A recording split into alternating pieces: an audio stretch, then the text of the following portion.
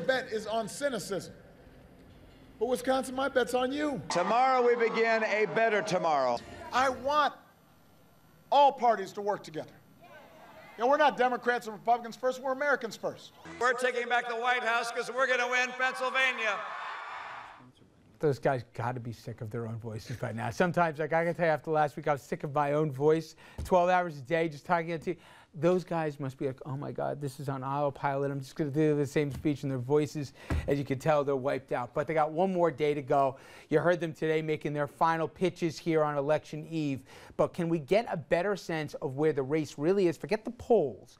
From where the candidates not only are positioned tonight and where they're spending here their final hours. And for that and the battleground positioning, let's go back to Andrew. Well, you know, Rich, if the final schedule of the candidates does tell us where and what they're focused on, then it's clear Obama's looking for a knockout in the remaining swing states, while Romney looks to try to expand the map and add new swing states if he can.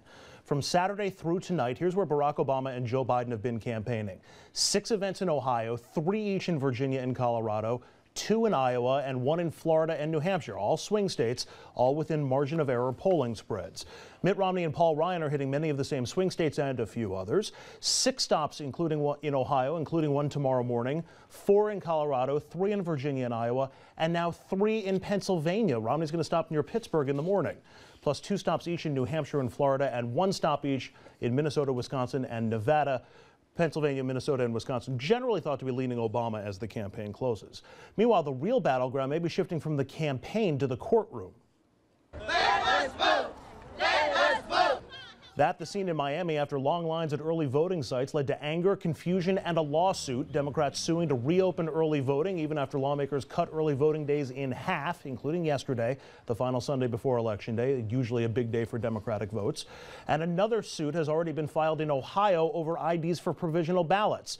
Both sides also lawyering up across the country tomorrow. The Obama campaign with 2,500 attorneys in Ohio alone, all ready to contest the count if any problems arise. Then there's the ground game. Some are pointing to this as perhaps the starkest difference between the campaign's positioning right now. The Obama campaign releasing their get out the vote specifics this weekend, so this is the information they want people to know. Keep that in mind. 1.8 million new registered voters in battleground states, nearly double what they did in 2008. More than 125 million personal contacts, that's either phone calls or in-person communication, for 1 call basically for every 2.5 people in America.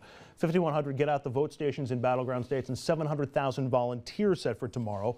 On the Republican side, the Romney campaign claims to have had 50 million voter contacts. That includes emails and robotic calls, however. And they've, for the most part, farmed out most of their get out the vote effort to the national and state parties, a move that could serve them well, figuring that local people have a better sense of the local landscape, or fail them miserably tomorrow. And for that, we're going to have to wait and see. Rich? All right, Dominic, one thing for me. I don't care where your politics are, for people out there, right, left, Democrat, Republican. What's going on in Ohio and Florida stinks. I mean, for me, the whole idea is we always bitch and moan that people don't get out there, they're not as involved. These are people standing on line for 12 hours to vote. And they're trying to cut their days down. They're kind of trying to cut the hours of operation down. If we're always saying in Washington, we got to have an involved electorate for people to care, and then they're trying to cut the legs out, and it's not coincidental it's in minority neighborhoods. To me, this thing just, no. I wonder why. Okay, no, but it just stinks. And if somebody can prove to me rampant voter fraud, but that's not what's going on the last week. They're changing stuff on the fly, and to me, we shouldn't have to have 2,500 lawyers on Election Day. I mean, you disagree? I mean, go ahead, guys. I mean, that was just in Ohio. Yeah. I will defer to my colleague. I'll just say this much. I wonder why these things are happening. I wonder why. And I defer to you. Look, I think the reality here is the United States doesn't have a voter problem. It's got a registration problem. When you look at the number as a percentage of voters who show up to vote on Election Day, we're fairly consistent with the rest of the civilized world. Our problem is in registration. We need to get more Americans registered to vote so they can do it. Excellent point. But my point to you is, should somebody have to wait online for 13 hours to vote, and then part of the problem is where they had 2 weeks to vote, they then crunched to 8 days, then they try to cut the hours in half. Is that really the message we should be sending the electorate, that, hey, you know what, You're not going to be voting for my side, maybe, so I'm going to try and cut the legs out from you. Rich, nice try. You're not going to be me, you're not going to get me to be the guy to defend not letting people vote. I am all for. I am all for letting everyone who wants to vote. So now I'll take my time back. Yeah, go for it. I'll cede to my buddy. It's outrageous and it's disgusting. And you know why it's happening, because those Republicans in those areas, they know where those votes are going. So when you have a cap at the white male vote, I believe it's about 74%. It's a number that they can't raise the ceiling anymore. So how can you win? If your base is limited, how can you win? You've got this rock star of a candidate, whether you like him or not, people turn out and vote for him, and guess what? The enthusiasm problem that we talked about for months, it doesn't seem to be there. It seems like these people were watching us and they were saying, you know what, you think we're stupid, but we're not. We're going to show you on election day. And now the Republicans are going, oh my God, what are we going to do to stop this turnout?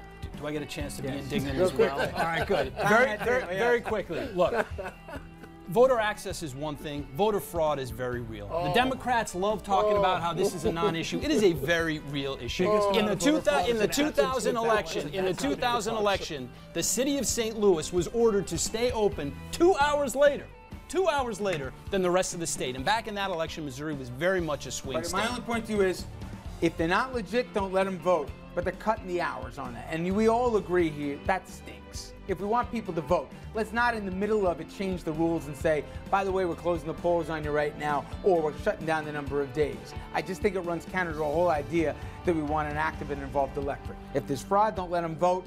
And if there's a registration issue, which I agree with you, let's get more to the polls. All right, we're going to go to a break here. When we come back here, it is a closing argument. They're not hitting each other. And we're going to ask why each campaign thinks they're going to win here. That's coming up next. I know Andrew's got something to say about why Romney's in Pennsylvania. We'll get to that, too. Stay with us.